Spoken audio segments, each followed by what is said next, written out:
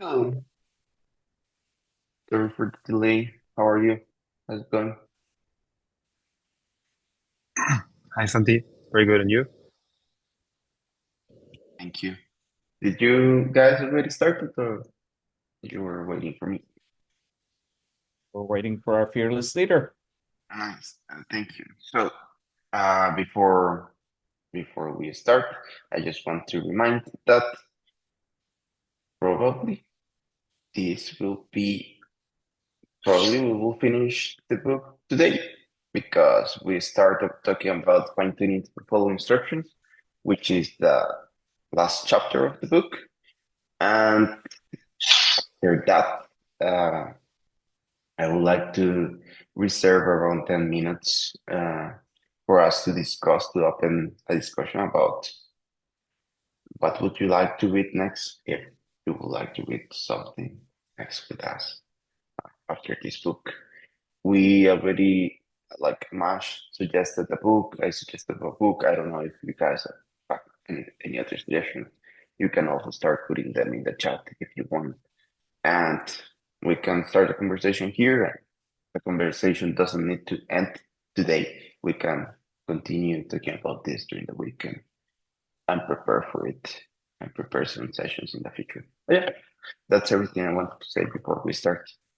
Now, um, the floor is yours. Uh, Shubham wasn't right. I forgot. Yeah. Yes, nice. Thank you, Shubham. Uh, I'll give you the screen share.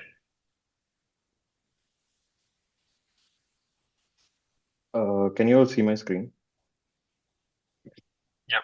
Perfect. Okay. Yeah. Let me just zoom in a minute. Okay. Yeah. So we are on the last chapter s- for this book. So in this chapter, we'll be covering how we can fine-tune the GPT model that we trained on instruction based task. So the example, like couple of examples of what instruction-based tasks are like. For example, you're given a statement like convert 45 kilometers to a meter, and your model should answer the value which is 45,000 meters. So basically, we are in the previous chapter we covered a task where we were asking the model to classify an email into spam or not spam. In this case, we are taking the different problem where we are asking model to perform a certain task for us. So to do this, we are going to follow almost the similar process that we did with the previous problem. To start with, we are going to like download our dataset. I do have like some code that is there uh, from the previous chapters. So like we are going to use all these like methods later on. Since these are covered previously, I am not going into each of them right now, but let me know if you need help with any of those. So yeah, let's just get started with downloading our dataset and looking at the data.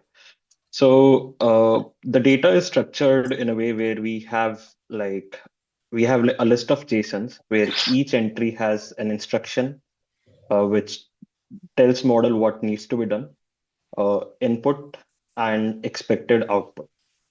There can be some entries where the input is sort of part of the instruction, like here, what is the antonym of complicated? So there is like no input here; it's a empty string, and uh, like output is present as always. So yeah, this is our input data where we have like a list of instructions, input and expected output present in the model. Now we are going to encode this JSON into a prompt, and there are various ways to do it. Uh, like the famous one are like the alpaca style and 5-3 prompt style. In this chapter, we'll be going over the alpaca style prompting, but if you want, you can also try out the 5-3 template style also. So to look at it, how does it, how does the alpaca style looks like? I'll go over into the code a bit, but let's just look at how the instruction that we had as a JSON previously. Uh, it had like the three components in instruction, input, and output. It gets formatted into this form where we have like clearly outlined each of these steps with the like keywords. Basically, they begin with triple hash, and then in the next line we are like writing the information regarding that. So it also handles like situations where if the input is not present. So the code is pretty simple. We have like defined a template as a string, and we are just for each entry we are putting the like substituting the instruction and corresponding input into it. We are on like if input is present, else it gets appended as a empty string. Uh, so yeah, we have now like formatted our data, and we're going to move to the next step. But before we do that, let's just prepare, divide our data into three parts: the train, test, and the validation data sets. So yeah, we had like around 1100 or so examples. We have like split it into 85% for training, 10% for testing, and rest 5% for the validation data set. So we are now going to prepare the batch data set for that we are going to use for the training. So for this, we are going to follow like these 5 steps. First, we are going to format our input into the template style prompt template that we just saw. After that, we are going to tokenize the input and the output, and we are going to then pad the input with end of the text token, similar to how we did with the uh, problem in the previous chapter. And this is something new that we are going to do, where we are going to replace these end of the text tokens with new value that is going to later on, as we encounter, like going to get ignored. Uh, so we'll go into why this is done as we progress through. So yeah, so we are going to like do our first step where we are going to format our input into this prompt template that we just saw and tokenize it. So we are going to use the same function that uh, so yeah, for this we are going to pass the data and the tokenizer as a input, and we are going to use the same format input function that we defined earlier to prepare like convert our input instructions, and going to append the output in response to it. This is similar to the dataset class that we prepared in the previous chapter. So I'm just going to open that for a reference. One key difference that I would like you to make a note of is the get item method. In previous chapter, we had like the get item method return two tensors, like one for the input and second for the output. We're going to come to it later, but right now we are just returning the whole encoded text at that particular input. This is later on, going to get converted into returning the two tensors, similar to what was happening in the previous example. And another difference that we are going to do is, like in previous chapter when we were uh, padding the text, we were adding tokens to the whole to all the batches, like all the batches had same length. In this, we are going to have all the inputs in a batch to have same length, but max length between two different batches can be different. one of the key advantage of doing this is that you would be saving on the memory. Uh, I'm not too sure about what impact it would have on the training. That's something I guess we can try it out and get a like we can experiment and find out. But I do feel like so the key benefit here of doing padding in to max length of a batch is to save the memory. So yeah, similar to last chapter, we are going to add a end of text token to pad our dataset. Uh, So I'll go into why this collect function is done, but let's just start with this. And before we do that, me yeah.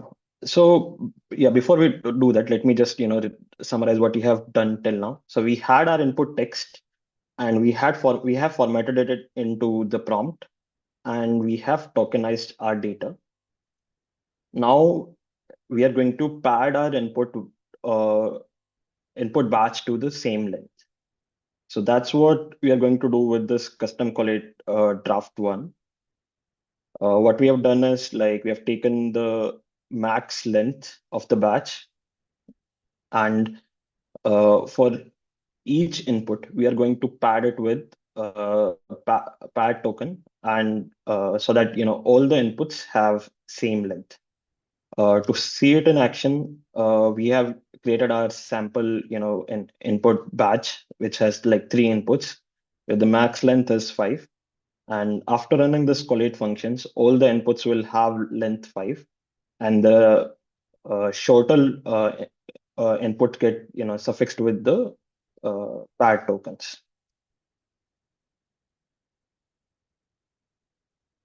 Now, one now the next improvement that we are going sorry next in the next iteration we are going to divide our this encoded text into uh, input and the output parts, like basically what our x is and what our expected y is. To do that, what we are going to do is like so this is our input. So the first half of it would be taken as a input, and the second, sorry, starting from first to the n minus one token will be taken as the input, and remaining half of it, sorry, and shifting it by one, we'll be taking it as a our output or the target token. Let's just see it in the code. It's almost the same code. The new bit here is our inputs is like the padded list up to -1 index, like basically everything except the last entry. And our target is we are ignoring the first and like taking everything from the first index. We are ignoring the 0th index and taking everything from first index to the end of the list. To see it in action, we have our same, input, the same batch as the input, and it's going to return us a inputs and the targets back. So our input was in 0, 1, 2, 3, 4, 4, and our expected output for it is 1, 2, 3, 4, and the end of uh, text token.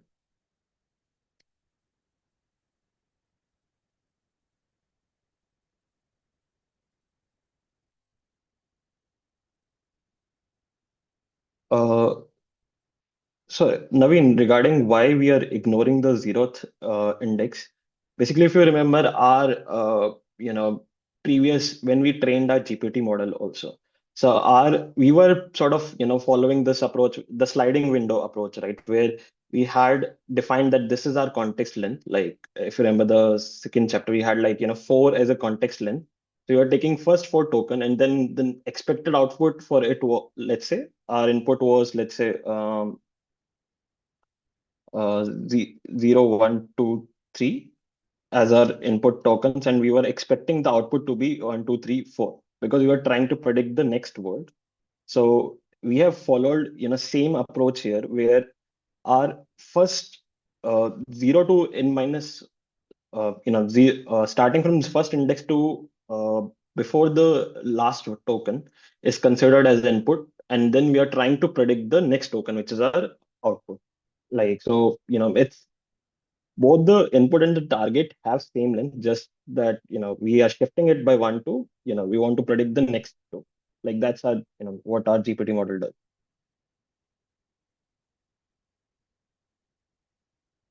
So yeah, moving on to the fifth step. We are going to now replace the end of text token with something called ignore index. This is something. So basically, when we are comparing our inputs and sorry, just give me a second. Yeah. So if we look at it in terms of the target two, for example, it has like a lot of you know uh, end of text token as pad tokens. These as such doesn't contribute anything to our learning. Like they are not providing any meaningful output to us. So that's why we are going to ignore this value. Uh, and to do that, we are going to use something like minus 100, which is like sort of default value for um, our loss function. So let me just maybe explain it with an example. So we have our like these two logics as uh, we- let's just assume that from our model we are getting these two logics as output for each of the training example. Like this is the output for training example one, and this is the output for training example two. And if I'm going to apply the cross entropy loss function here, it's going to give me some loss. I'm going to, let's say, add one more example to the batch, and our result should, our loss should change. And see, so our loss is getting changed. But let's say instead of like here I'm adding like the last token is one, which is one of my input tokens. So it computed some loss for it. But instead of that, let's say I'm putting minus 100. This doesn't have any contribution to the loss. To get the reasoning behind it, let's go to the documentation of cross entropy loss function.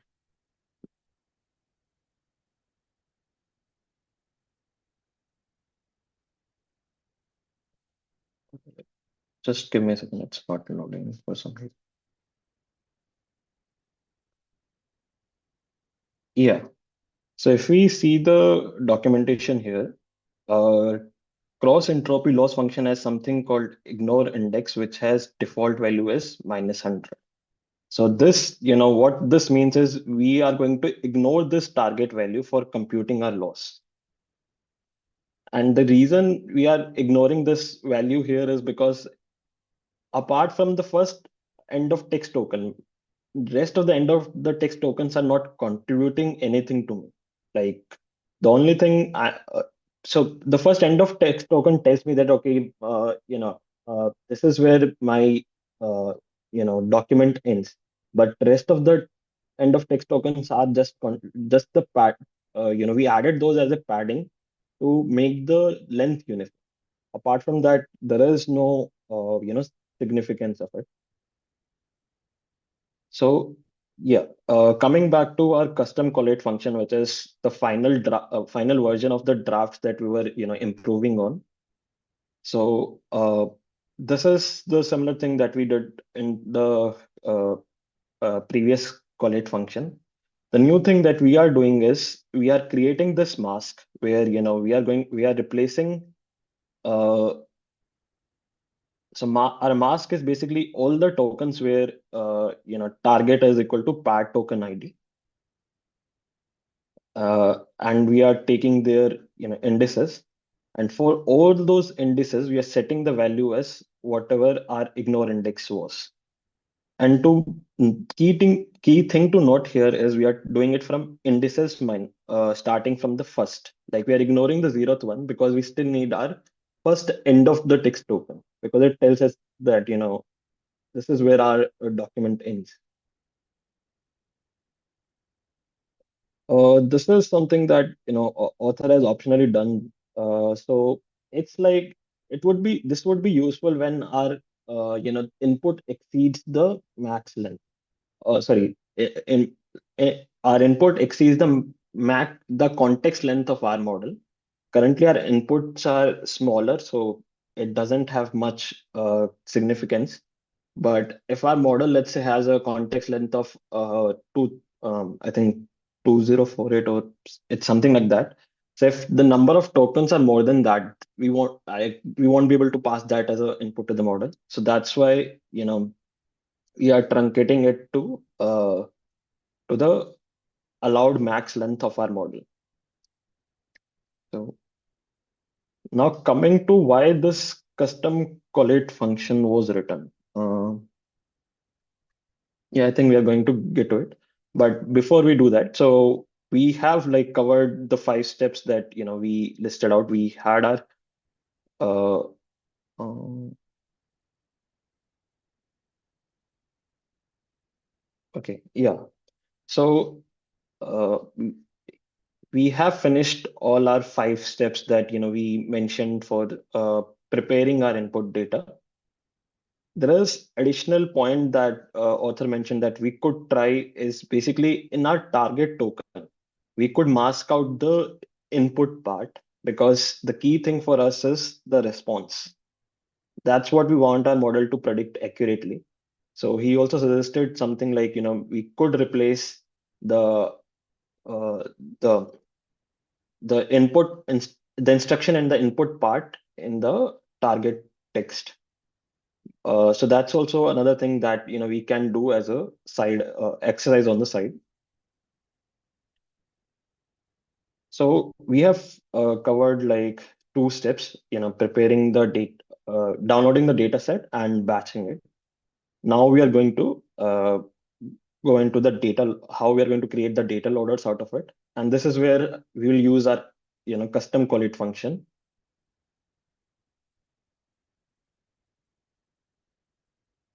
I'll get to it in a second. Yeah. So why are we doing custom collate functions? Yes. So as I previously mentioned in our spam dataset example, our get item returned input and the output tensors. But in this case, our instruction dataset, if we go back,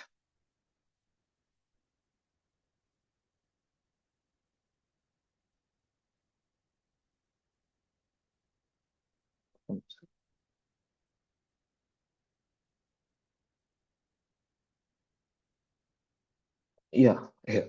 Our instruction data set was just returning the tokens for a particular index. It was not returning output in the form of x comma y, which are previous this data set class or any other I think this training even we did in the 5th chapter was returning the tokens in this form. So that's what our custom collate function does. It takes uh, the item from the data set and then it returns the input and the target to tensors for us. It's doing this transformation for us. And the reason we had to do it separately is because we are like, as I mentioned, we are padding the tokens to max length of that particular batch. We are not doing something like all the batches have same length or like all the inputs in a batch.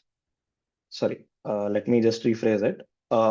In in our case, like 2 batches can have different max length, and we are doing this for data efficiency. Like basically, it's like it takes less memory for us, and it's computation wise also it would be faster because the data would be less.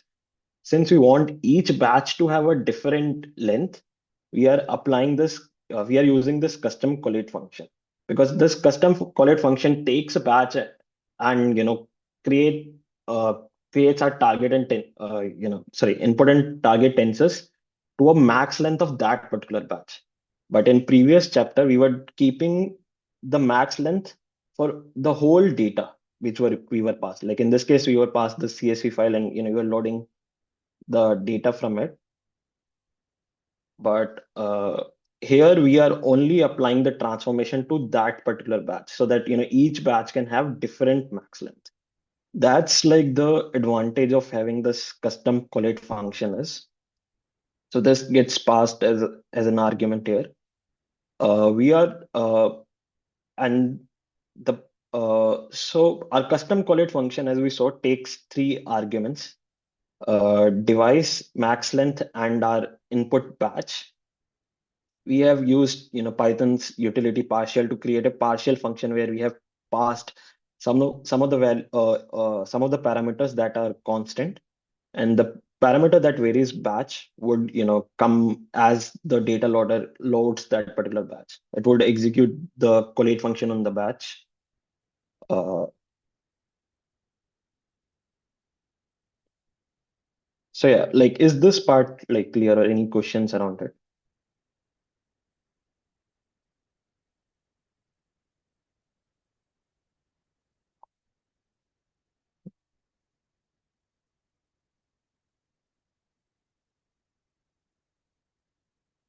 So how is the collate function using this parameter, like the customized collate function, the parameter that you are passing in? Could you show us that? Uh, yeah, so let me try to share my PyCharm. So I did went in a depth for it. So if you just look at the documentation, it does allow you to pass a collate function, which is a callable that gets called on your data set. Just give me a second.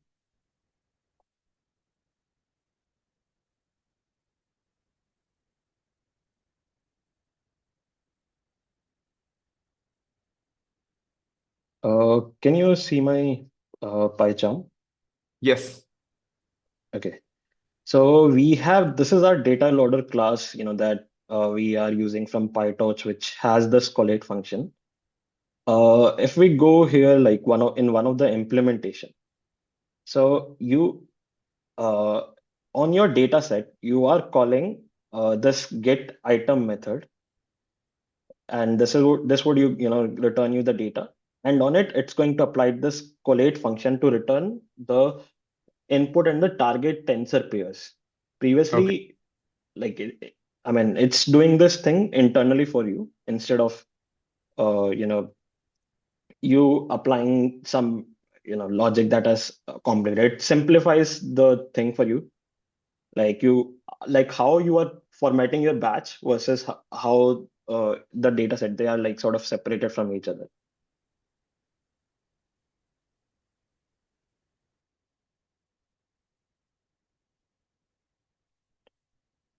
And I think the one of how it gets applied, I think we just saw an example here. Like, so this is our collate function. We are passing it the same batch that we just saw.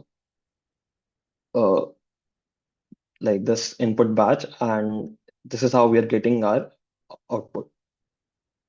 Um, so yeah, we can take a look at the data also, how it looks like. So this is our input and this is the target.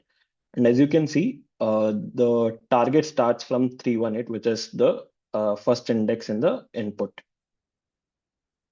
And in our target, except the first end of the text token, we are replacing the rest of them with the ignore index, because these they don't contribute much to the information, like, because these are just the part tokens.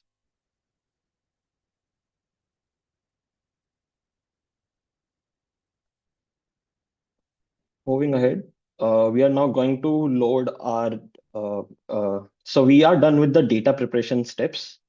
We are now going to fine tune our model, and to start with, we are going to load the model into our GPT model class that we defined previously. For this problem statement, we are going to use GPT to medium because the small model is not sufficient enough to answer the queries in a good yeah, it's not good enough to answer the instruction queries. So yeah, this is the so I'm loading the it's going this method is going to download our model and download the models and give us the parameters which we are then going to put it in our GPT model class GPT model object, sorry, using this method which we have already covered in the previous chapter.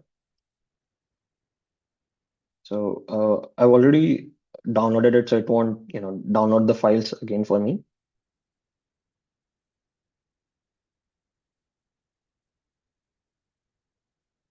Oh, sorry.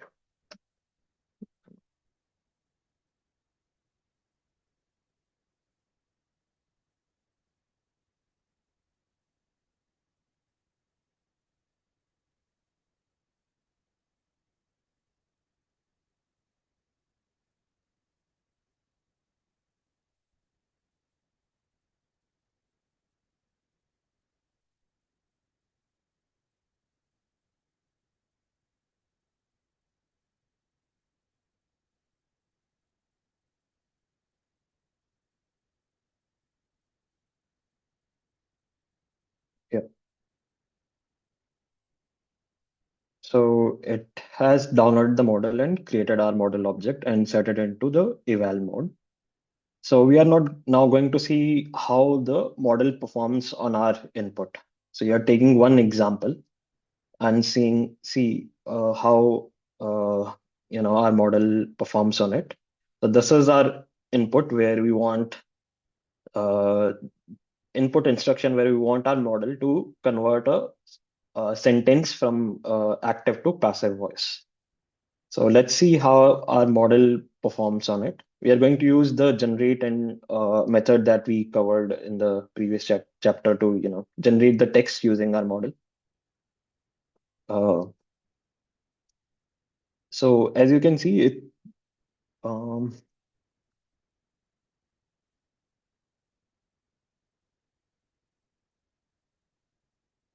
yeah. So our model basically just printed the text as it is. It didn't converted it into passive voice. It just uh, whatever our instruction was, it just printed that as it is. So now we are going to fine tune this model to you know uh, produce useful results.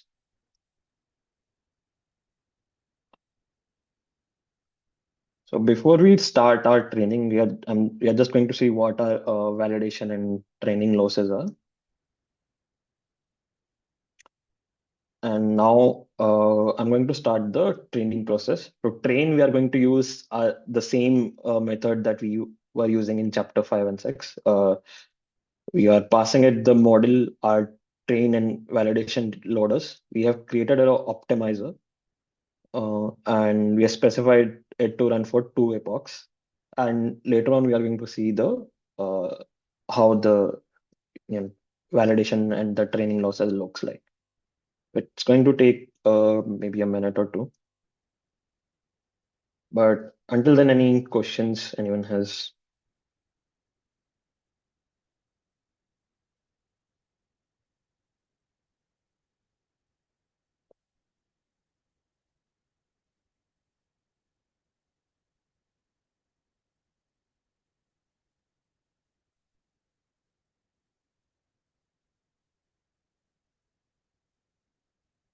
So yeah, as you can see, like we started with a loss of 2.6 on the first epoch, and it has come down to 0.76. And our validation loss also looks somewhat similar. and we're going to plot this so it would give us like a more clear picture.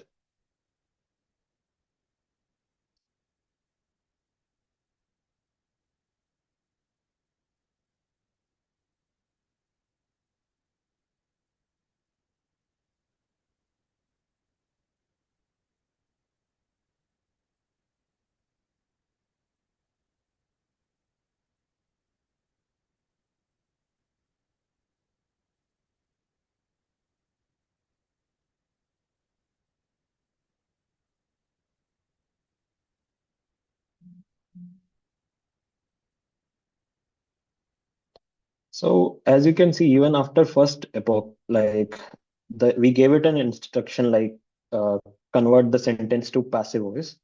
The chef cooks the meal every day, and it converted it pretty much, like it converted it good enough. Like the meal is prepared every day by the chef.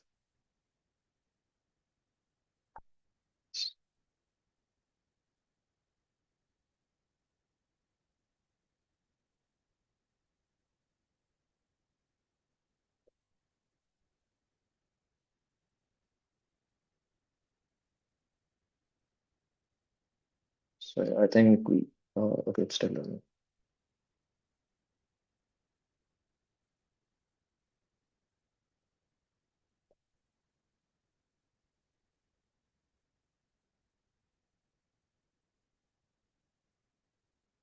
Yeah, so it took roughly like 3 minutes to train.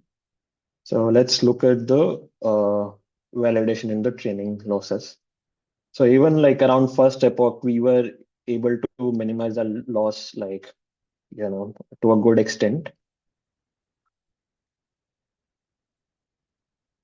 Uh, so yeah, we have like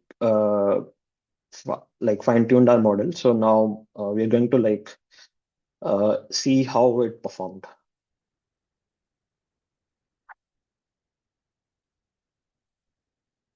So we are going to print the results for 3 of the inputs.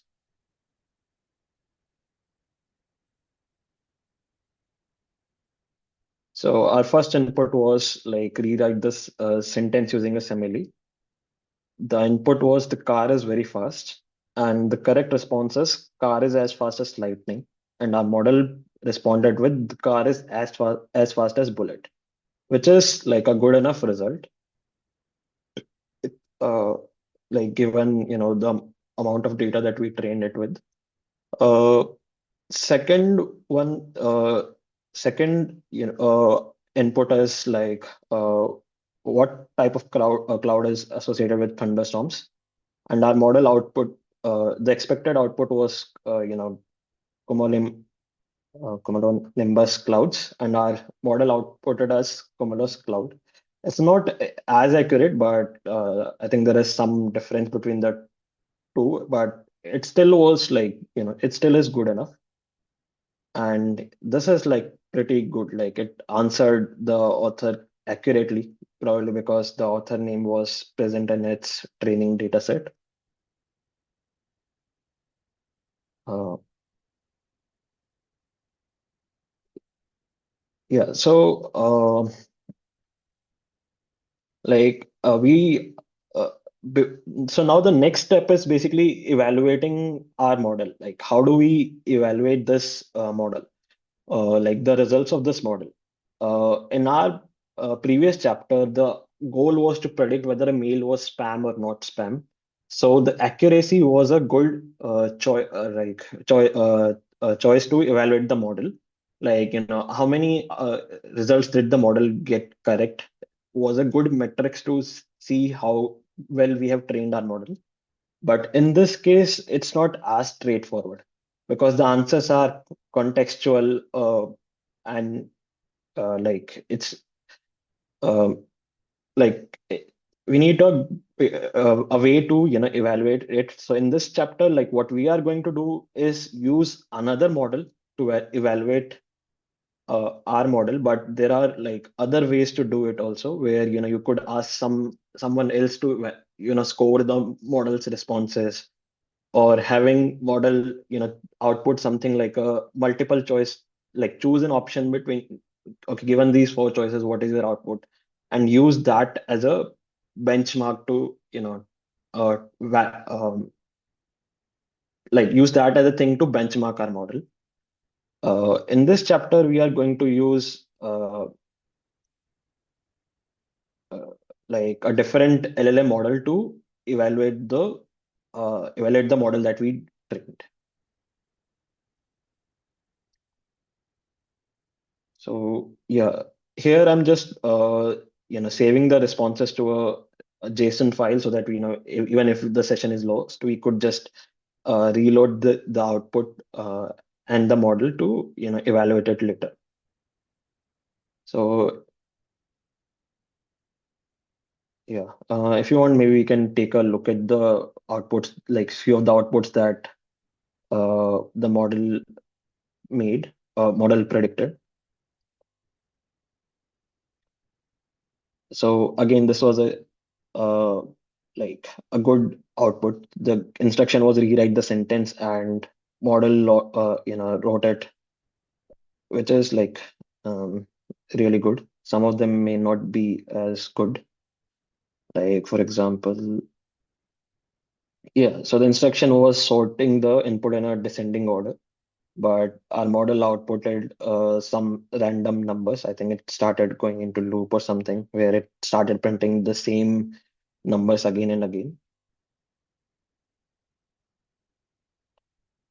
So yeah, now we are going to do a qualitative evaluation of our model. So to do that, we are going to use like something like Olama to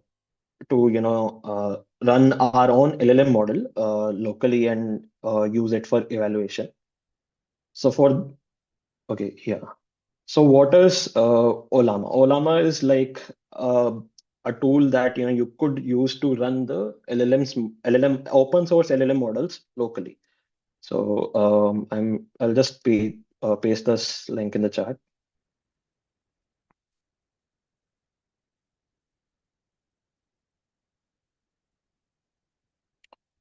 Yeah, so this is a great utility to run the models locally on your laptop, especially the models which require less RAM or like the small uh, parameter models. Because even those are like they give you like very good enough answers. And like if you are concerned about your privacy with OpenAI or any other models, like if you don't want to give them your data, you could use something like this for your task. So I'll just like start the Olama server on my laptop locally. So this is a small utility that author wrote to see if Olama process is running or not. Uh, with Olama, like you can run any models like locally. Each of them like has an instruction on how you can uh, run them. So if you, for example, if I go here um, and yeah, if you see the instruction is here, you just it's similar to I equate it to Docker because you just have to specify the so similar to how you have to specify the image name like Docker run MySQL 5.7. So it would download the MySQL 5.7 image from its repository, pull it down and start a container for it. Olama run does the same for you. Right now, I'm running it a bit differently, where I'm calling Olama serve to start a server so that I can interact with it using API calls. I'll also share the API documentation for Olama in the chat. It has like a lot of endpoints for us to try. Like the one which we are going to use is the chat completion model, but a chat completion endpoint. But there are other endpoints that may work for other use cases also.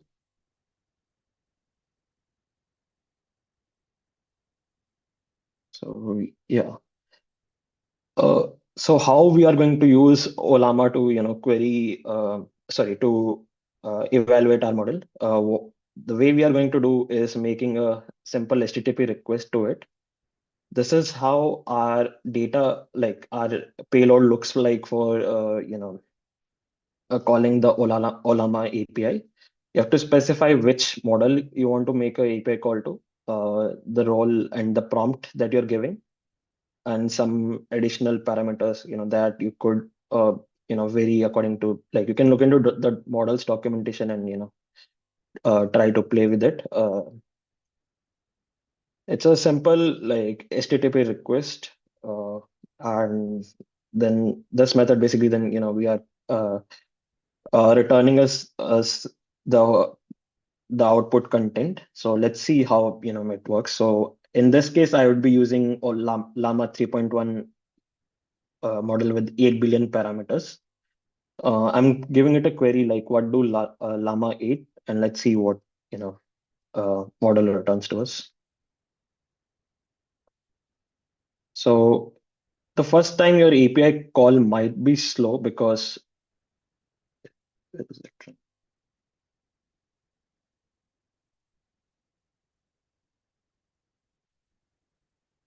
Oh yeah, okay. The result response is here. So the first time your API call might be, slower. As you can see, it took around 10 seconds or so.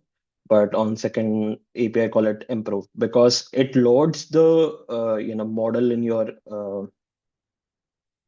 So yeah, it's loading the Llama model for the first time. So that's why it takes a few seconds to, load it. It has like other information. So also, if you want to, look into it, like, the embedding length of 4096 or tokens or other, details, like it's using Llama byte pair encoding to tokenize the inputs. So yeah, all the model details, if you want to, you could, read it from here. Yeah.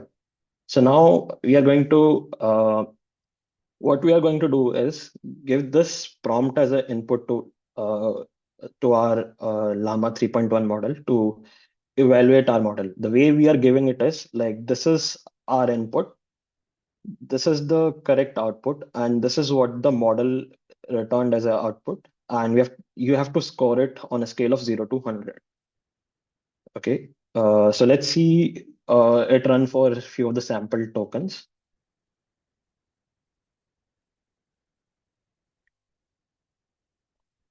So for this, it gave a score of 90, and it returned why it gave that score.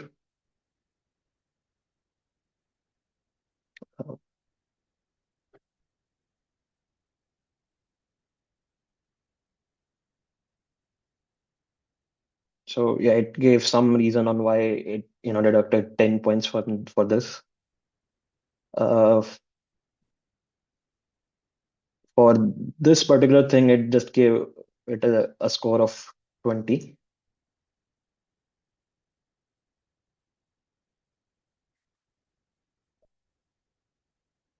So it's saying that model identified this as incorrect um, uh, cloud. So yeah, I don't know the exact meaning of it. So I didn't win. I'm not going too much into detail of this output, but yeah, for this one also I deducted 2 points just because of formatting. Like because the data set has a response of Jane Austen, and in our model as was returning it as a proper sentence. So it deducted 2 points because it was expecting the output to be just the name. So here we are going to run the score on our whole data set to see how it performs. So I'll run it, but I, I wouldn't wait for it to like it takes few minutes to run. So I'll just move on to the no, I mean, yeah, that's actually the like we have almost reached the end of the chapter. So yeah, any questions?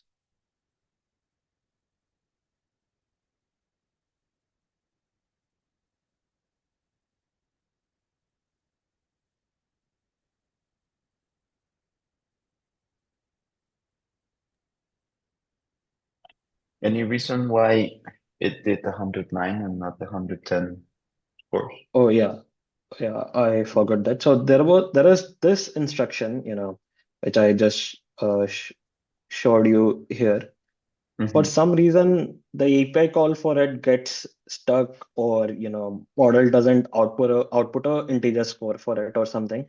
For some reason, I trouble with this instruction. So I don't know the exact reason why it happens, but I did Okay. try to run it separately, and sometimes it gives the output, sometimes it doesn't. So that's why I ignored it. Like when I was trying this out, at this point always it was sort of getting stuck, so I just Yeah, ignored yeah. it for, yeah, not sure if other faced this issue.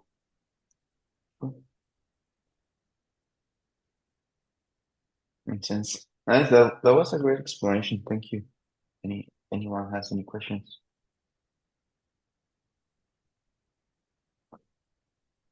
Any comments about this particular chapter?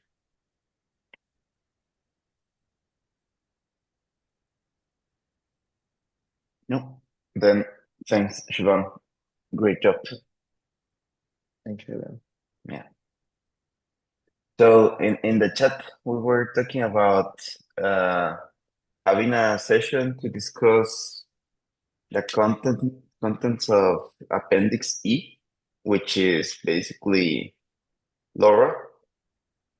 I don't know if any of you have already checked Appendix E.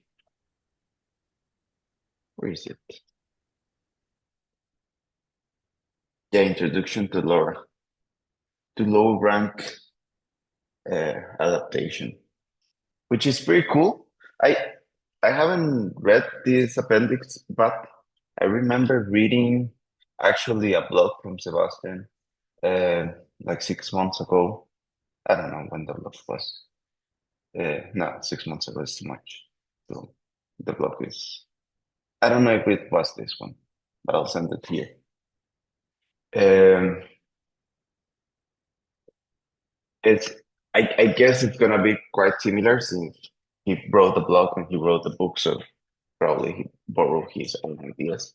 Um, but it's quite nice. I remember that like the math behind LoRa isn't that complex, yet it gives like it optimizes a lot the computation. So as you're gonna see it when we read this small appendix, um, so basically fine tuning. Remember, like fine tuning is updating a set of weights, right? So we have the initial weights. We want to update them by making a small change to them.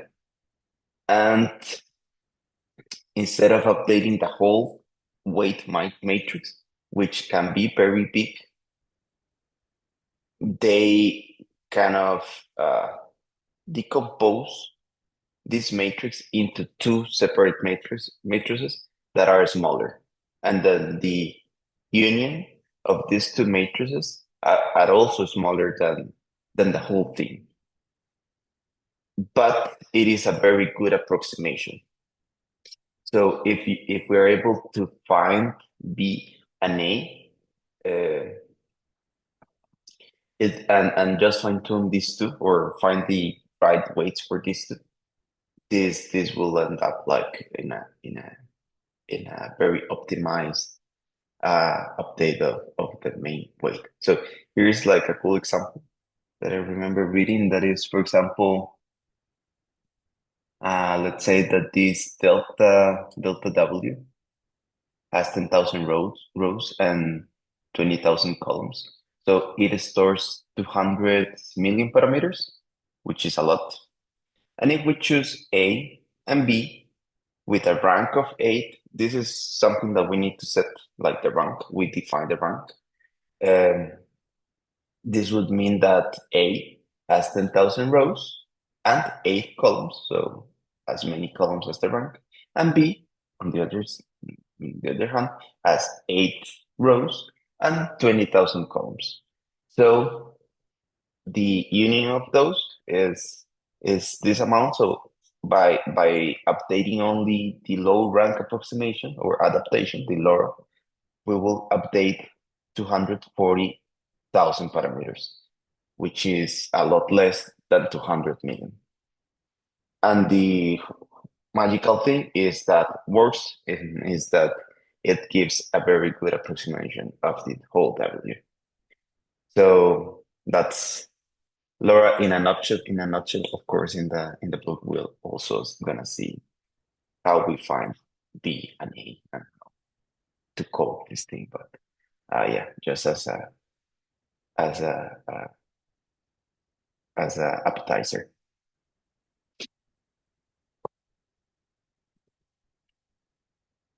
All right.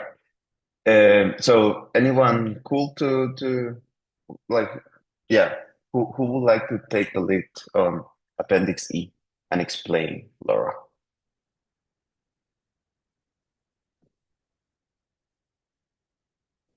Any volunteer? It is not a long chapter. It is like two.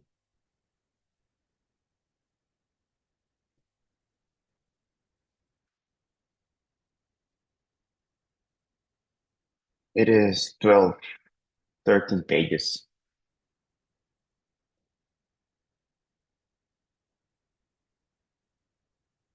I see. But Uh-huh. it's also an important one. Taha, someone jumped in. Sorry. Oh yeah, Michael is suggesting that we also check DPO too. That is slightly more complex. Uh, I don't know, do we have an appendix about DPO or PPO and stuff like that, Michael? Or Yeah, I believe in the book, he mentions, I think there's a notebook not? with there's like supplementary material. Let me see if I can find the link.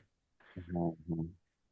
Yeah, there's a link to some notebooks Yeah. here.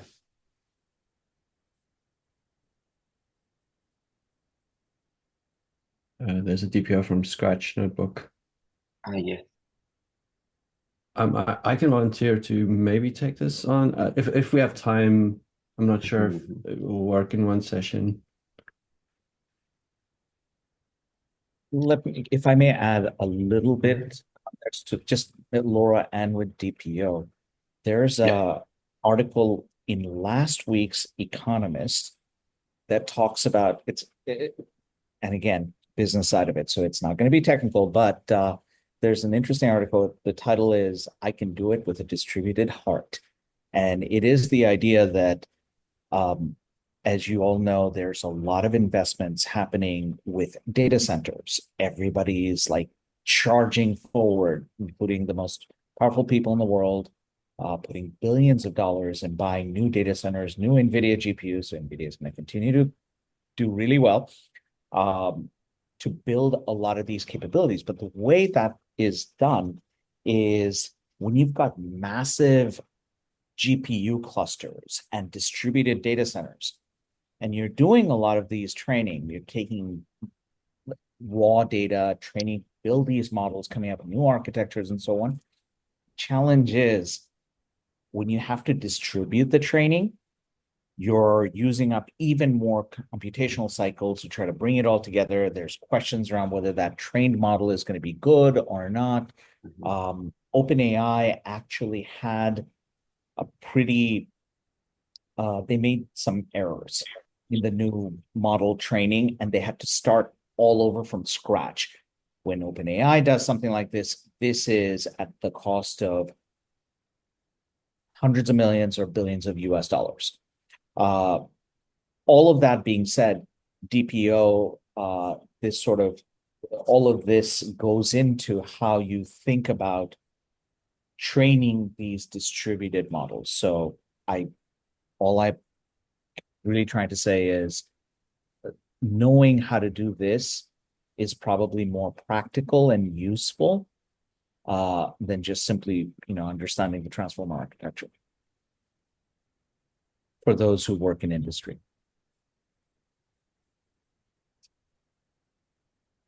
Yep.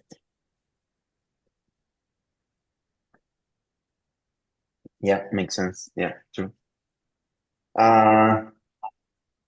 Yeah, then let's score it. So Michael, and maybe you can take the lead on DPO. I think the best is still like in with everything else, the best would be to like anybody, if they have time, try to read as well this because DPO is quite complex. So it would be better to come up like with the stuff already like read and questions, and then we'll try to tackle together and Michael presented because at least it is not as simple as a step-by-step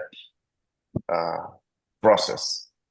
Like the math behind DPO is, I still don't grasp everything, and so I'll try to do my best to also understand.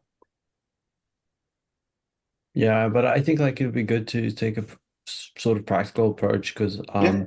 we don't have to necessarily understand all of the theory to be able to, use DPO. And like to me, that would be a good enough goal. Yeah, good enough. Yeah. Cool. So And maybe before we jump on that suggestion that we had before, which was about agents, we can do one or maybe two sessions about optimization in general, because there is DPO, there is LoRa, maybe quantization. Laura. Yes. Yeah, Laura Q. Okay, and in which order we would like to have it? Yeah, maybe like the LoRa actually sounds more like simpler. Maybe we could start with some of the simpler stuff first, if that makes sense. Yeah, Laura, DPO, and then quantization.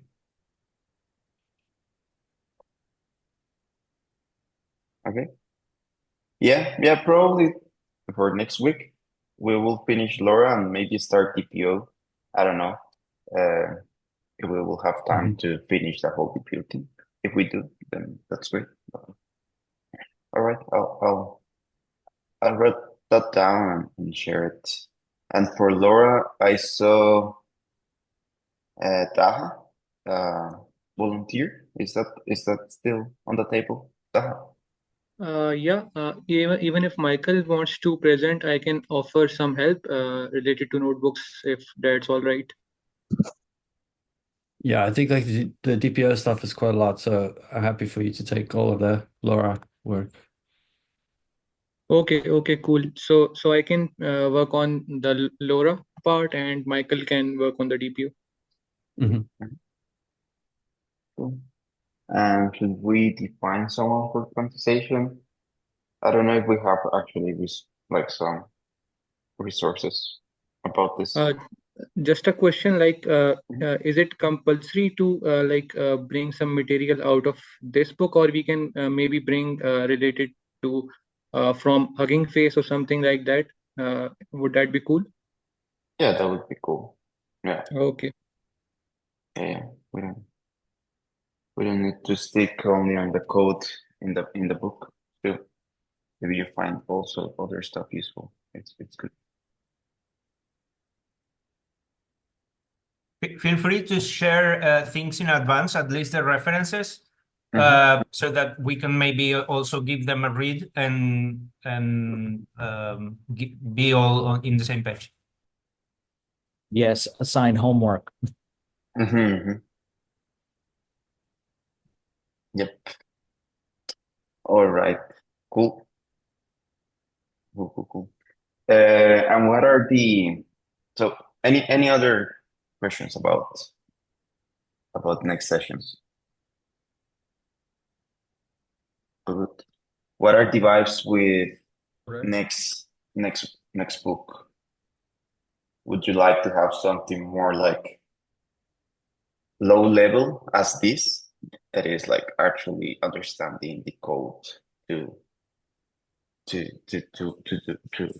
that is behind large language models, or would you like something more still on the big picture as okay, how does these whole systems work? What are all the bricks in this level thing? I guess Because yeah, go ahead. sorry. Two good options will be, I believe, LLM Engineer's Handbook or maybe the AI Engineering book recently launched by Chip Huyen. That those two books are great options. The AI Engineering, I believe, it is more high level, less code and more architecture. And LLM Engineering is more like low level LLM ops type. Yeah. Let me see. LLM. Yeah, I was on that one. I was actually more curious, and I was looking for more AI agent-based books, but I couldn't find any. So it'll be good to be interesting to have some, which are like these, more implementation, which have an implementation flavor, and are about AI agents. But I couldn't actually find that. If there are some, if more experienced folks know any options, it'll be good to go through them as well. So agents and the agentic workflows are, in my opinion, still very early. There aren't a lot of books written about it. There are materials that companies are putting together. So best in, again, my opinion, one of the better agentic AI frameworks is from a startup called Letta, Letta. They have a good bit of documentation, really good platform. Hugging Face is about to start a course, which was also linked, I noticed, on our Discord. There are various places that you have to go to on the web to find the agentic workforce. There will be books.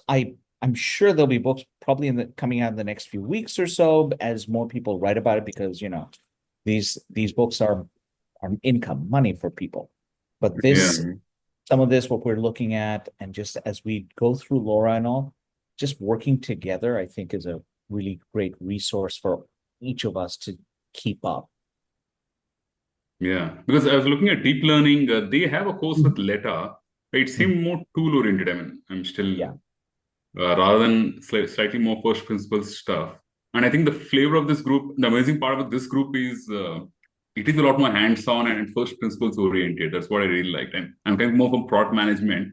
It's really fantastic to see really going deep into the code and line by line. And that's a fantastic experience which a lot of other groups don't have, or at least I haven't seen.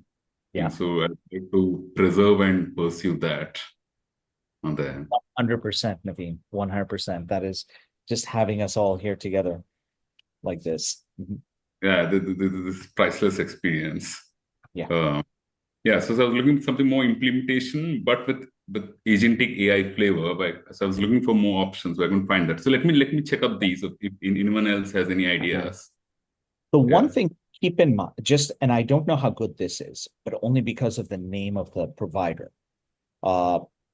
NVIDIA has, for their agentic workflows, NVIDIA is trying to come up with their own as well, called AI blueprints. So keep an eye on that too. And I say this because NVIDIA is the behemoth here. So when they say, hey, we want to push our framework, NVIDIA, unlike like the Lettas and some of the AI engineer books and so on, they're more enterprise grade. So here's how you build agents that work with all of your internal documentation, your internal data to try to automate and do things. NVIDIA's approach, they're much more future forward thinking.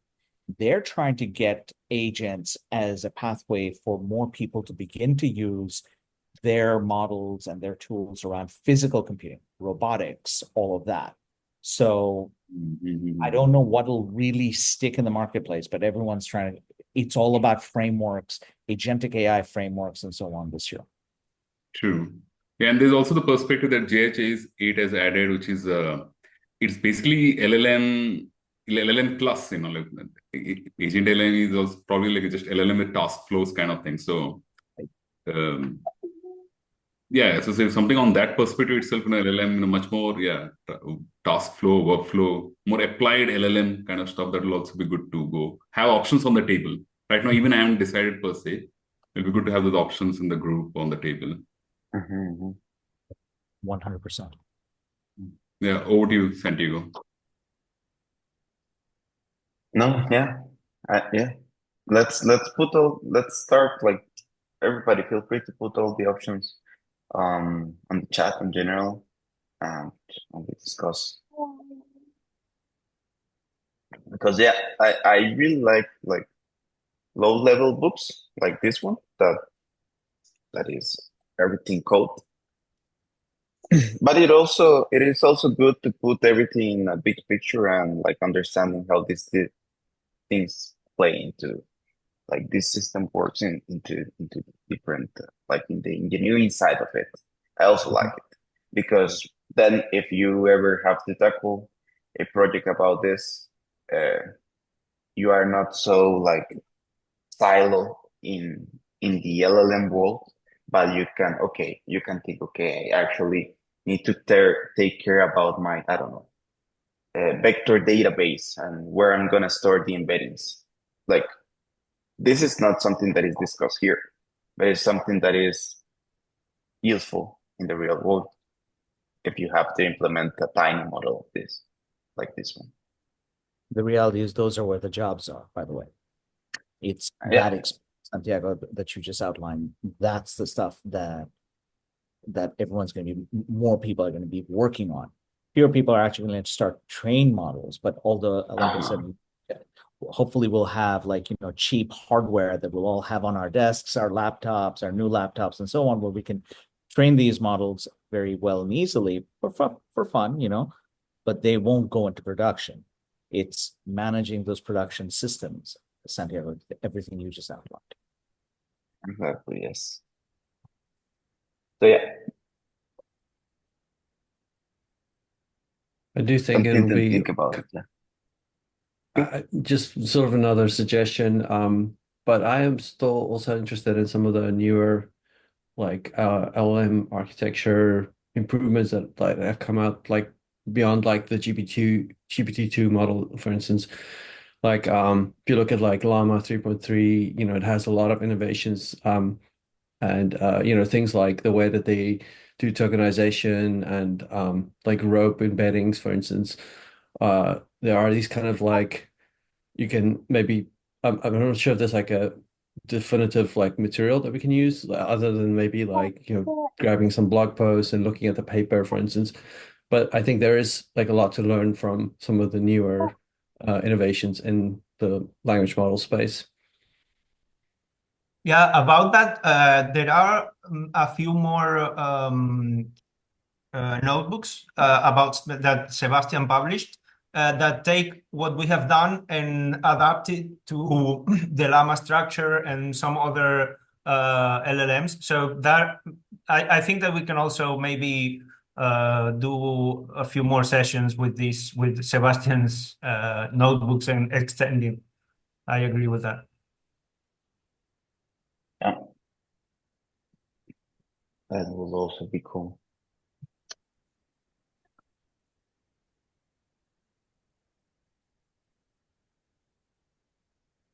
Yeah, I don't know what to say. It's something to think about and give it a shape. If we continue to like Carlos' suggestion, continue working on LLMs, but now tackling other LLMs and different techniques and continue exploring optimization methods and stuff like that from practical view, can also do it.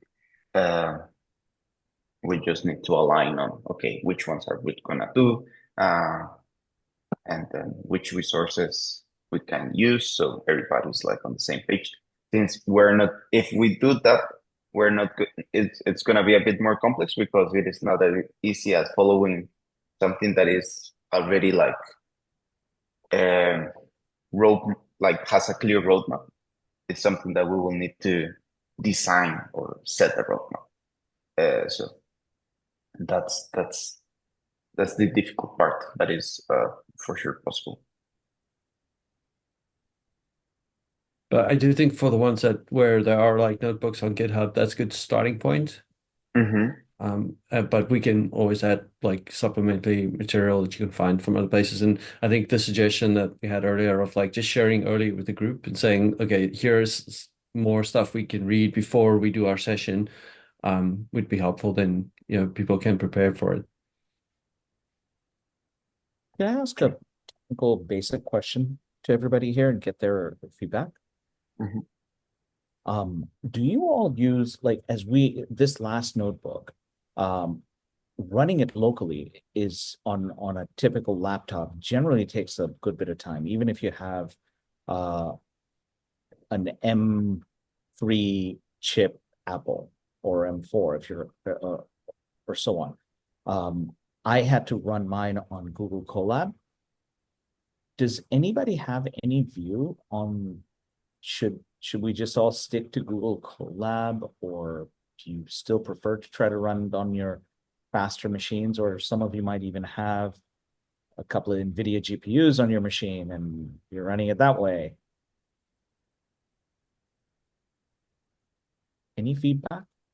I have been using RunPod for particularly larger models because RunPod provides very cheaper GPU instances hosted on cloud, and like you get almost 24 gigs for around $1 per hour. So that's a good alternative if you want to run high compute models, not the entire models, but fine-tuned version, maybe the PEF version or the ones provided by Hugging Face using the bits and bytes where the model is quantized. So that's a good alternative to Colab also. But it's an alternative to Colab. Yeah. As opposed to just Colab is still your primary? Yeah, for just prototyping, I use Colab. If it is something related to work, then RunPod. Thank you.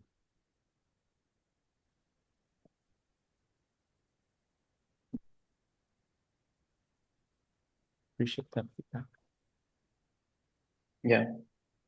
Yeah, same. Usually when my machine can handle the stuff, I rent an instance. In the past, I've used like Premium Colab or any other instance that I have available that work well. Yeah. I was wondering also if anybody had a hosted cloud instance like AWS with their personal accounts and would pay for like $1 per hour or something like that, and used it connected to their local machines. So the compute is just sent over, the data is sent over, runs there, comes back, something like that. I was doing a course from a guy who's called Santiago Valderrama, and he had as part of his course, we were using AWS architecture, and they have a free tier which you can use for actually running notebooks. But there were some limitations, and one of the days I asked Santiago after the class was finished. There were only Santiago, me, and another guy. And I asked him about this because I was worried that I might forget somehow to check my account, because it can become a very big bill. And he was like telling me, no, it's probably not going to happen anything. You just go for the free tier, and as soon as you only use those services, it's going to be free. But the other guy was someone who has been in the previous cohort, and he told him, well, I'm here because last month I forgot a service active for a few hours, and I had to pay around 600 euros. So it's an option, but you have to be careful. Yeah, I've had to pay $800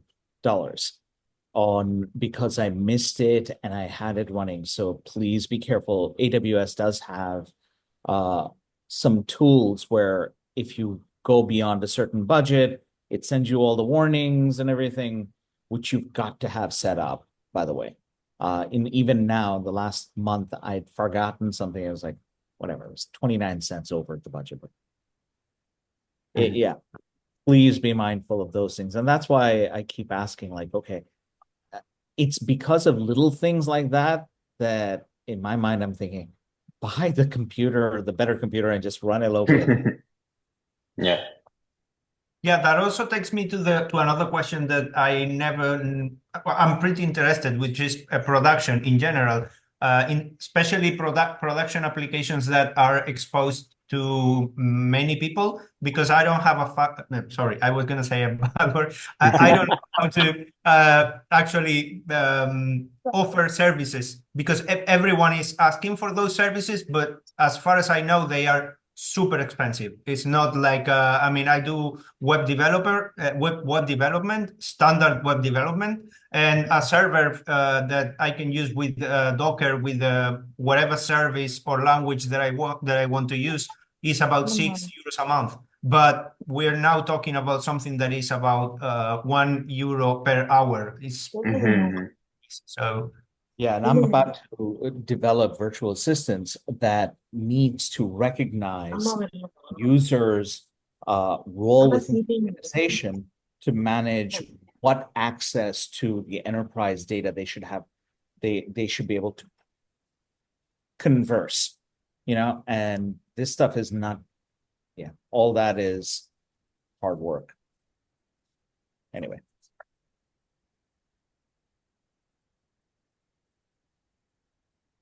Yeah. Yeah. No, go ahead. Yeah, I was going to ask regarding the books that we have kind of we haven't decided yet, but the ones that are on the table, like the LLM Engineer's Handbook, or the ones that we've mentioned today. Does anyone have an idea about if any of these books what of these books would put us in a better position to continue then with agents?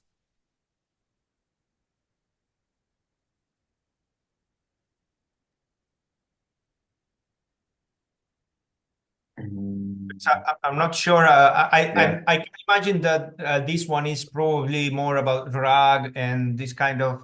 So it's also interesting. Yeah, we can see like the high level, the table of contents of LLM engineering is more like, okay, data engineering, RAG, as you said, to provide fine-tuning, like the stuff that we just reviewed, evaluation, inference optimization, RAG again, deployment, then I guess some discussions about MLOps and LLMOps, and that's pretty much it. I don't think there's gonna be much about agents here. And AI engineering, the book AI engineering has a section of agents. This has evaluation, prompt, RAG, and agents. Agents overview tools, planning, agent failure modes, and evaluation. Yeah, this has. And this other one is kind of like other complete other stuff. Well, not complete, but more general. Instead of only focuses on LLMs, and focus on generative models. So we're not just gonna talk about text. We're gonna talk about images, sound, and other stuff, video, stuff like that. So I don't think this will cover agents. Because yes, as Marsh said, it is too early to write about agents in a book. Probably people are already writing one, and I don't know, by October, O'Reilly will launch. Someone will write a book, but not right now. For agents, I believe deeplearning.ai is the best resource. It has various courses on Crew AI, LangGraph, AutoGen, all of the famous frameworks that we have right now. Yeah. Yeah. True. We could also just take everybody, like all of us take the Hugging Face course as well. That's also an option. Hugging Face agent.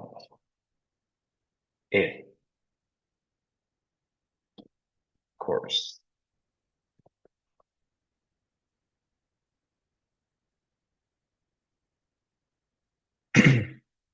But yeah, we don't know when this thing is gonna come up. So, also. But yeah, these are the 3 books that are on the table. Feel free to put any others in the chat. I'll just share it here again.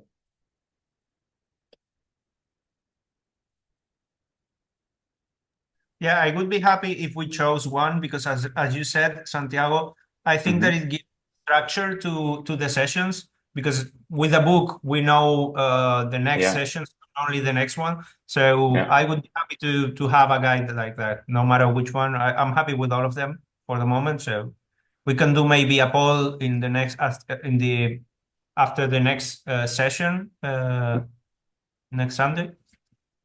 Yeah, sounds good.